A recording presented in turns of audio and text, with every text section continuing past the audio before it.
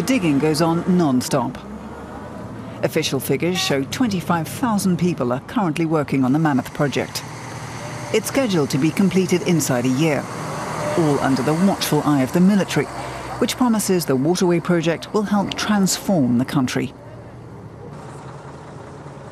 80 to 90 ships will be able to pass through the canal instead of 40 to 50. Everyone will profit from that. Countries, traders and business people. Their ships will no longer have to wait as long.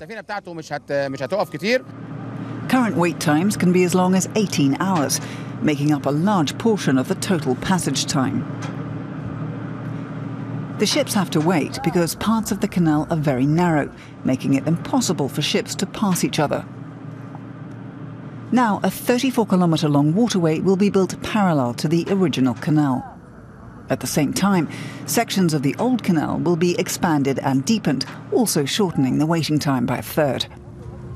The Suez Canal is Egypt's main source of revenue, generating about $5 billion for the state every year.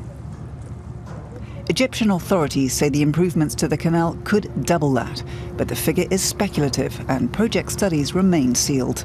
I have to see the numbers. How many ships sail around Africa? How many would use the new canal afterwards?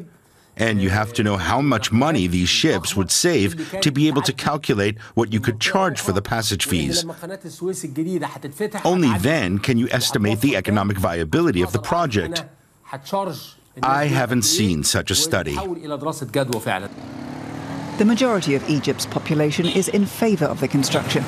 Cairo is spending up to $8 billion on the project, money that it hopes to raise by issuing sovereign bonds. It says it has already sold half of the bonds necessary. Many Egyptians see the canal as more of a national project than a financial investment. I'm buying the bonds so we can finally support Egypt with Egyptian money. We have had enough of foreign subsidies and loans. The most important thing is for people to stick together. No more fighting in the country.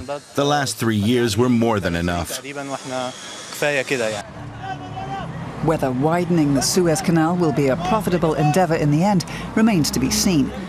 But it has succeeded in one thing, driving the country's real problems out of the public eye: Egypt's grinding poverty and lack of political freedom.